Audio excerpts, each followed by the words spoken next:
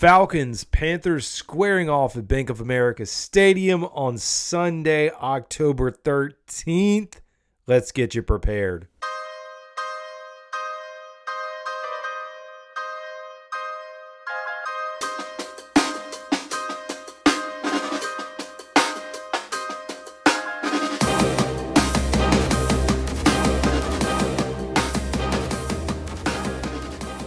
Hey folks, we got an NFC South Division rivalry game right here at Bank of America Stadium.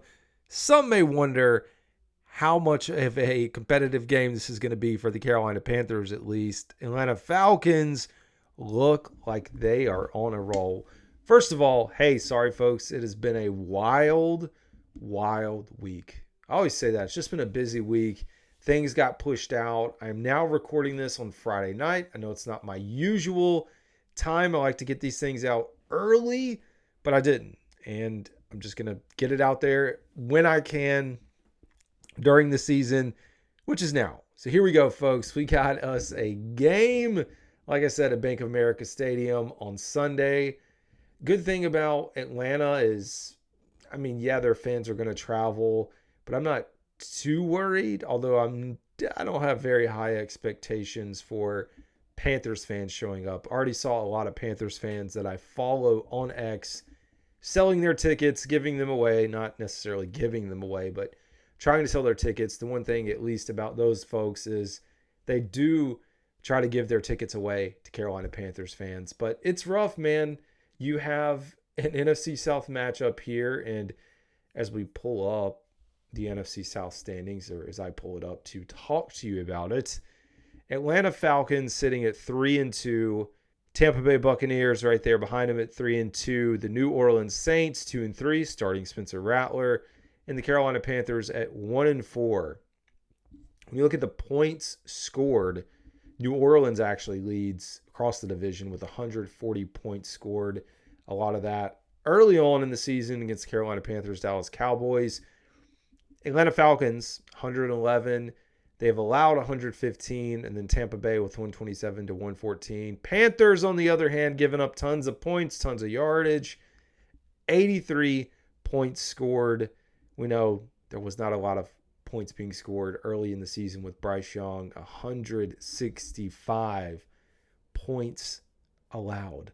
The Atlanta Falcons, we know last week, big win on Thursday Night Football against the Tampa Bay Buccaneers, 36-30. That was quite the shootout.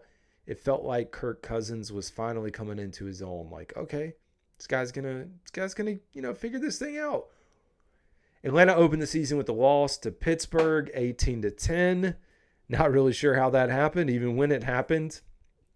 They beat the Philadelphia Eagles, who Eagles could be one of the teams to compete in the NFC this year. They lost a close game to the Chiefs, 22-17, and then again beat the Saints, 26-24. And the Tampa Bay Buccaneers, 36-30. So they have 3 NFC South Division games in a row squaring off against the Panthers. This game is a 4:25 kickoff. Who in their right mind, when the season schedule was put together before the season, decided, hey, Panthers-Falcons, 4:25 kickoff on Fox. Typically you see and maybe they just hoped that this game would have been a game they could flex. Not flex necessarily into a night game or anything like that, but potentially is like the primetime game of the week. Fortunately, at least what I expect is, even though there's not many games on at 4:25 on Sunday, let's take a look. I actually just had it pulled up. The 4:25 slate, there are 2 games. So Detroit and Dallas, that is going to be your game of the week. And then, sorry for folks in Georgia, Carolina, they're going to be stuck with Falcons and Panthers and a few of the surrounding areas. The rest of America will get to experience some good football, at least some good football when it comes to Dallas, Detroit.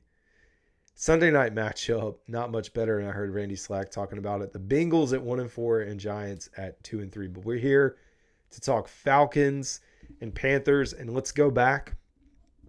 Look at last week. I mean, really, let's look at the whole season for the Carolina Panthers. Bryce Young starts 2 games, looks like total garbage. Andy Dalton comes in, they win a game. Things look like they're heading in the right direction. Competitive against Cincinnati. And lose and get dismantled. Absolutely dismantled by the Chicago Bears. And last week, I don't know what happened. Well, I do know what happened. There were a few things. One, we got away from the running game, or the Carolina Panthers got away from the running game. Chuba Hubbard close to 3 yards away from 100 yards in 3 games in a row. And for whatever reason, we went away from it. We score, go up 7-0 with a really good rushing attack, 38-yard touchdown run. The Panthers abandoned it. If I can talk. They got away from it. And I don't know why. I mean, you heard Dave Canales talk about it this week, saying that it was a choice when, they started to go up and score. I don't know why you decide that you are going to try to throw the ball. One, against the Bears defense was good. Against a good Bears defense, when you don't have an Adam Thielen, when you're trying to develop your talent in Xavier Legette, trying to figure out Jonathan Mingo, I don't understand why you abandoned the thing that is working. I mean, Chuba Hubbard, if he had gotten more touches the way that he should have gotten this year, would likely be in contention for, I don't know that he'd be the rushing leader, but he's like top 5, top 6 in rushing yards right now. And we know that's with a smaller amount of carries than really what should have been. Like, he should be getting way more carries. For the Panthers to have any kind of success Sunday, it's going to be on the running game. And I know this rivalry is one that you honestly never know. I feel like the Saints and Buccaneers have kind of had the Panthers number, at least with the Atlanta Falcons. No matter what, in recent memory, in recent years, it's been competitive. And we saw us knock them off last year at home. Who would have expected that? I mean, it was rainy conditions. I think there might have been 5 people in attendance. Not really, but it was about probably 1,000 or 2,000 maybe. And I don't know what the registered attendance was, but it was nowhere near that. So Kirk Cousins seems to have this thing rolling. The Carolina Panthers on the other side, we got some questions to talk about. I mean, you are nearing the point of the season being done. And it's early. You can rebound. And I know you technically won't be eliminated from the playoffs until 11, 12, 13, 14, like way on into the season. But we're going to have the trade deadline coming up. And if this team continues to lose, I would expect them to go back to Bryce just as one final look, one audition for themselves or an audition for someone else. I don't think he'll be moved now. But you do have the mindset of, okay, what about an Adam Thielen? What about a Deontay Johnson? Some people are even throwing Chuba Hubbard. J.C. Horn, no, don't throw J.C. Horn into this mix. But you're going to get to that point in this offseason. I say offseason. In this season, we're in the dang season, where people are going to be asking that. So I think it's crucial these next few weeks for the Panthers to be competitive. Do I think they're going to win on Sunday? I mean, I'm not to spoil this thing, but it's hard to imagine them pulling an upset when I believe right now they are 6-point underdogs. Opened at 4.5. It's now 6 points. 37.2% chance to win according to ESPN's matchup predictor on here. Following this game, and not to look ahead too much, I just had it pulled up here, folks. Atlanta will face Seattle at home, and the Panthers, they got a tough stretch with Washington. Had that up here and it went away, but Washington and Denver. It's not an easy stretch. Like when we came into the season, I was like, this is the easy part of the schedule. These are the winnable games. And then we look at Jaden Daniels going off. We look at Denver Broncos, who are just finding ways to win football games, which is important. When we talk about the Carolina Panthers and the success that they have had, a lot of that has been on Andy Dalton. It's been on a stout offensive line performance. It's been on a Deontay Johnson stepping up, and Xavier Legette, who has looked good in parts. And those are your core pieces of what we've seen on offense. Not a lot from the tight ends, not a lot from Jatavian Sanders, rookie tight end, not a lot from Tommy Tremble. Spurts, but he's been out. Ian Thomas hopefully working his way back. It's been kind of a bumpy road for this team. On the offensive side of the ball, and the offense has been the bright spot. Defense is absolutely decimated by injuries. I mean, this thing is it's a train wreck. Like, you go out and look at the starting lineup, and we're going to get into the injury report in a second, but the number of injuries, and the Panthers.com, for whatever reason, still hasn't even updated the depth chart. And I got to tell you, it's not looking good for the outside linebacker position, as Clowney is listed as doubtful. You're probably talking Charles Harris, DJ Johnson, Taron Jackson as your rotation, possibly bringing in some guys off the practice squad, game day call-ups, veteran Marquise Haynes or Jack Lawson, who was just like, I think that is going to be the mixture. And we saw Caleb Williams. There was a clip last week, and I'm doing a film breakdown, but it won't be this particular play. But there was a theme last week with Caleb Williams being able to stand in the pocket, run around, deliver the ball, and the Panthers just look lost, man. They can't get pressure. They can't, they can bring a blitz. They can try to scheme it up however they want. They're not getting to the quarterback, and if they are getting to the quarterback, they can't tackle him. And poor tackling has been a theme. Trevin Wallace taking over calling the defense, and we heard from a lot of the defensive staff this week about the new communication with him calling the plays. We saw some potential lapses last week in coverage, but nobody is throwing anybody under the bus, which that's going to, we're not going to expect someone to throw someone else under the bus. At least I wouldn't, while they're going on record right now. So it's a hot mess. We're going to talk about who's starting in just a second and who's out when we get into the injury report. But defense is depleted. The Atlanta Falcons offense has been humming and rolling. So I think this is a really good opportunity. Unless they just are looking forward, it's hard for me to imagine them losing this game. I just can't see it. So going out, looking at the team rankings of Atlanta versus Carolina, offensively, although they've, like I said, they're starting to kind of get things together. Atlanta's averaging 22 points per game, 17th in the league. Panthers are giving up 33 points per game, which is last in the league.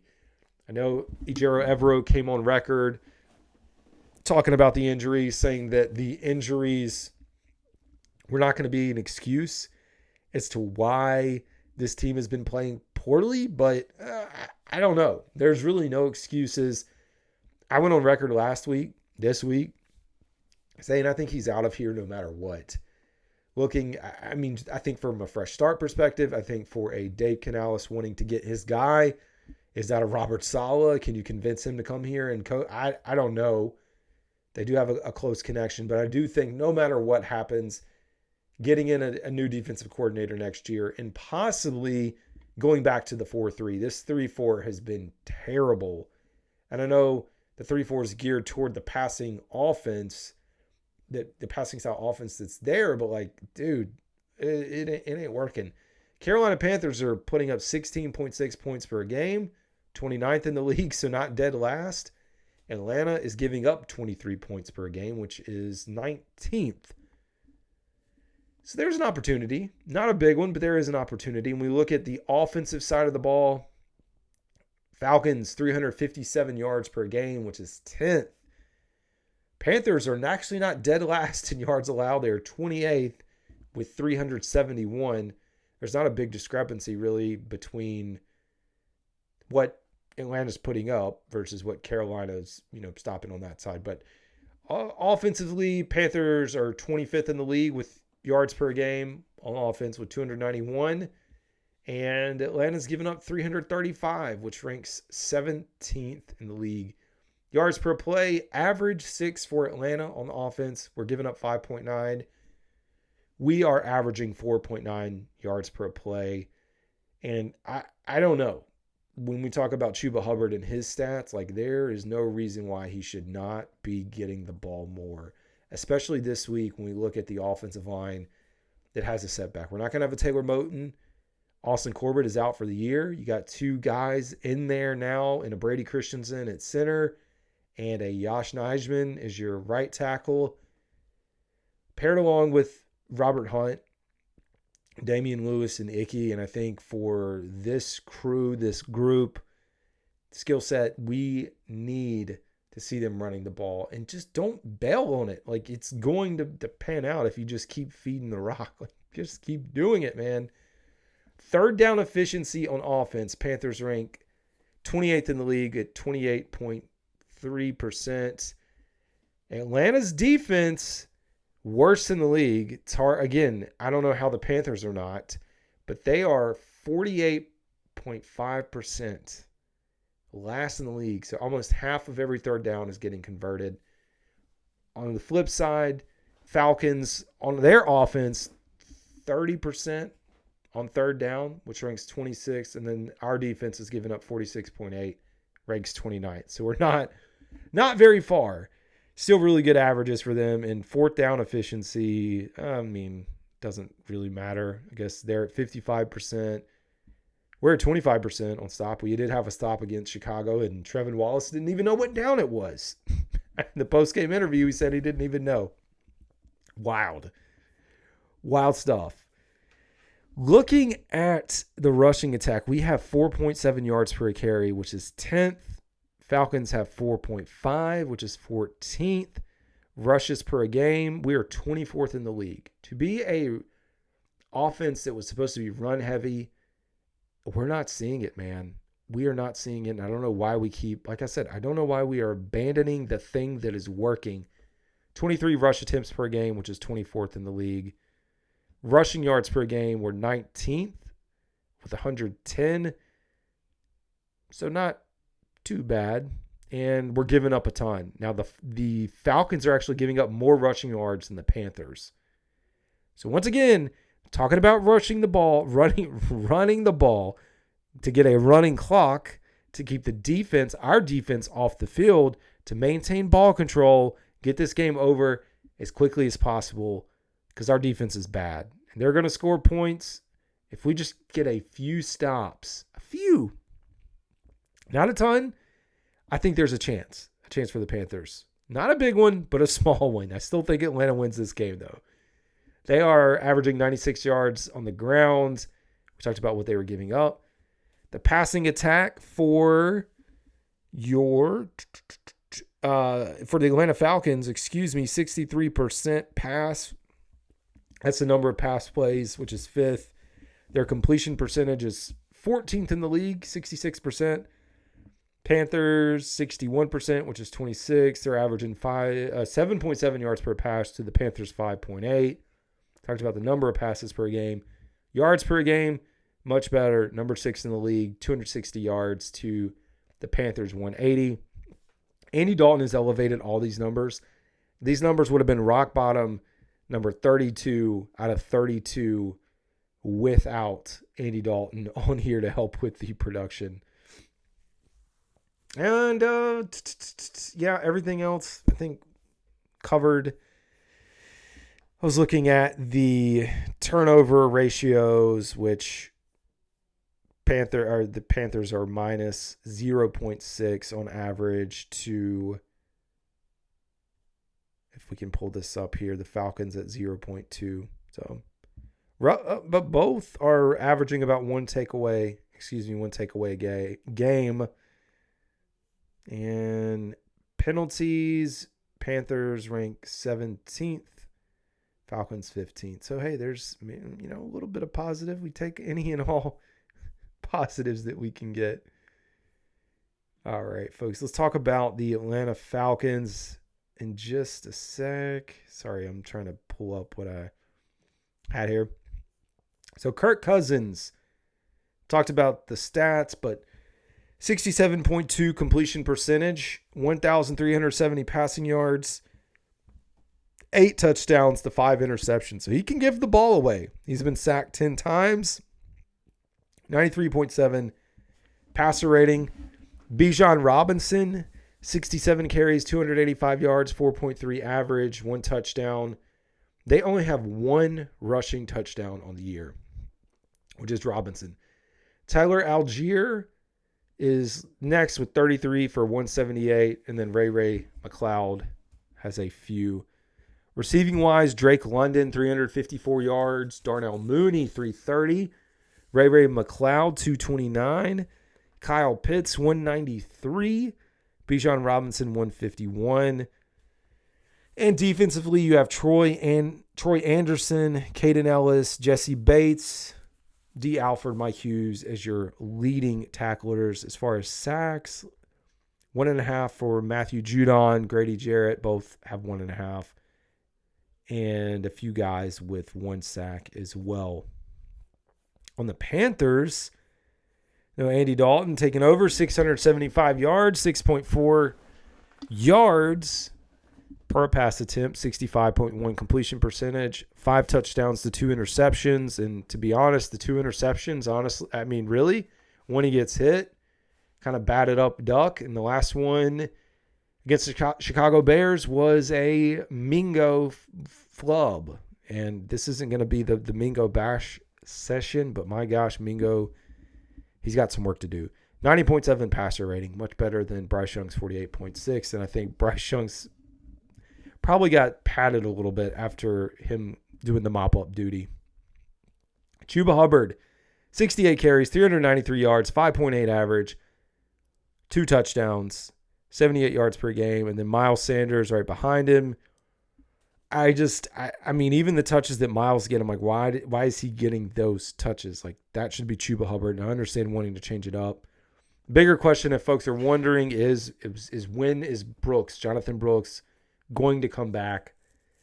They still haven't opened the 21-day window. Remember, once they open this window, it's 21 days to get him back on and activated. If they don't, and if 21 days passes, he's out for the entire year. That's why the Panthers are strategically watching this. There is no rush when you have a Chuba Hubbard. And I've already gone on record saying the Panthers have to bring back Chuba Hubbard next year. There is no doubt about it. Receiving, not a great game for any of the receivers last week, but Deontay Johnson is your leader with 262. Xavier Legette, 151. Jonathan Mingo, 120. Adam Thielen at 109. Then Chuba Hubbard. How about the undrafted free agent rookie Jalen Coker, who had a really nice game, 68 yards. I would expect him to start to get more involved with what we've seen. Defensively, Xavier Woods, leading tackler Shaq Thompson, who's out, Josie Jewell, who's out for this game, Mike Jackson, J.C. Horn, A'Shawn Robinson, Troy Hill, Trevin Wallace, again started first game last week in the NFL, had 15 total tackles, flying around the ball. So, all good things for this team. This is it. This is getting in these guys that need the reps and building from here. I would love for them to go on a run. I would, for the sake of being a Panthers fan, to have some competitive football. We are inching further and further and further away from being able to get close to 500. Injury report. Significant updates here. Austin Corbett, we know, is out for the season. He's not at least officially been placed on IR yet. That'll happen. Josie Jewell is out for this game. He's not on IR, but he's out for this game. Deontay Johnson is questionable. We know he's been battling that ankle all year. I would expect him to play. Taylor Moton is out. Like I said, Andrew Rame, who is technically your backup center now. He had a concussion last week. He is out. Tommy Trimble, which we know had a very bad hit, was not flagged. He is out in the concussion protocol. Jadeveon Clowney is doubtful. So likely game time decision, but I don't know. It's leaning towards him not playing. We know he's missed practice. He did not practice all week. A'Shawn Robinson is questionable. Icky is on the report, but good to go. Dane Jackson is questionable, and so is Ian Thomas. I would expect that this is the week. I mean, considering where we're at with tight ends and Tommy Tremble being out, this is the week we get to see Ian Thomas come back and possibly Dane Jackson. And maybe Dane Jackson can be a boost. And we really need linebackers, but another cornerback never hurts in pass coverage. Falcons right now, Troy Anderson is out. So he suffering, going through a knee. And I don't know personally everything that's happening there.